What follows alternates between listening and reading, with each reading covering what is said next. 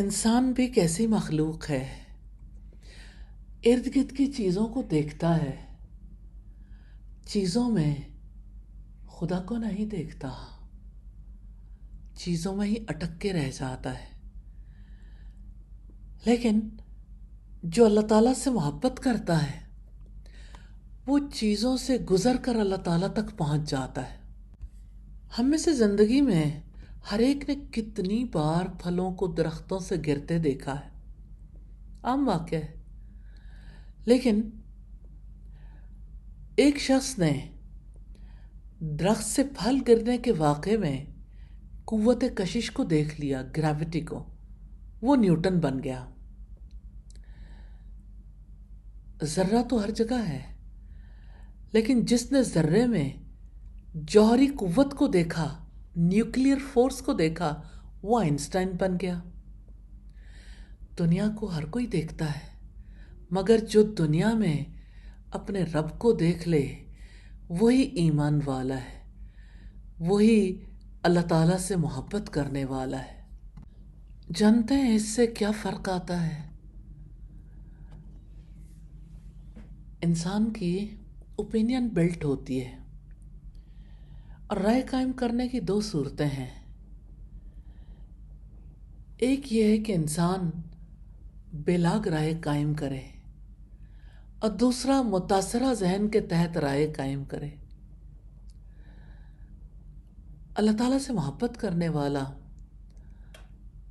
ذمہ دار انسان ہوتا ہے، وہ متاثرہ ذہن کے تحت رائے قائم نہیں کرتا، آخری حد تک کوشش کرتا ہے چیزوں کو ان کی اصل حقیقت کے اعتبار سے دیکھے اور وہی رائے قائم کرے جو حقیقت کے مطابق ہو۔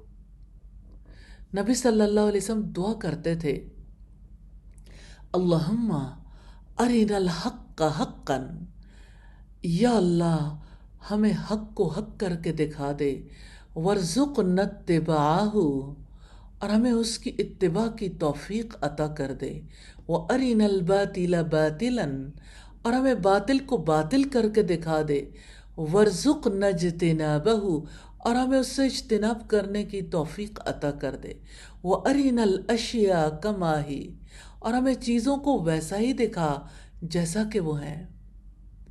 کب دکھتی ہیں چیزیں؟ اسی طرح سے جیسے کہ وہ ہیں۔ وہ تو کسی کی تخلیق ہیں، وہ تو کسی کی پیدا کردہ ہے۔ انسان نظر ڈالتے ہی سب سے پہلے نظر سے ہی وہ رشتہ کاٹ دیتا اور خلاف واقعہ رائے قائم کر لیتا۔ کسی تخلیق کو خالق کے بغیر دیکھنا کیا خلاف واقعہ رائے قائم کرنا نہیں ہے؟ اسی وجہ سے اب دیکھیے کہ انسان کے جذبات اور احساسات ٹھوکر کھا جاتے ہیں۔ اسی وجہ سے انسان کے اندر انا پرستی ابھرتی ہے، اسی وجہ سے انسان مفاد پرست بن جاتا ہے۔ کبھی انسان ناقص معلومات کی بنا پر رائے قائم کرتا ہے، اور ایسے ہی موقع پر اللہ تعالیٰ سے محبت کرنے والا کوشش کرتا ہے کہ چیزوں کو بے لاگ ذہن سے دیکھے۔ وہ اللہ تعالیٰ سے دعائیں کرتا ہے، یا اللہ غلط رائے قائم کرنے سے بچا لے۔ چیزوں کو ویسے ہی دیکھنا جیسا کہ وہ ہیں، یہ صحیح سوچ کی وجہ سے ممکن ہوتا ہے،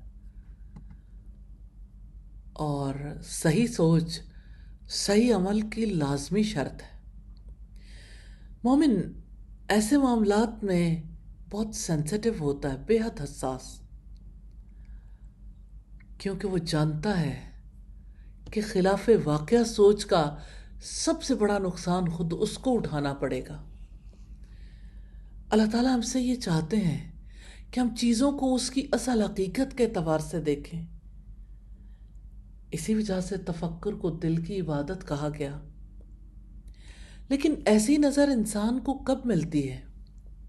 اس وقت جب وہ اپنے ذہن کو ہر قسم کے منفی رجحانات سے خالی کر لے اور کسی سے ناخوشگواری کا تجربہ پیش ہے تب بھی خود کو اعتدال پر قائم رکھے۔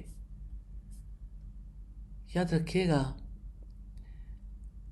زندگی صحیح رخ پر گزارنی ہے، خدا رخی زندگی گزارنی ہے تو حق کو حق کر کے دیکھنے کے لیے دعائیں کرنی ہیں، اور باطل کو باطل کر کے دیکھنے کے لیے دعائیں کرنی ہیں، اور چیزوں کی اصل حقیقت کو پہچاننا ہے۔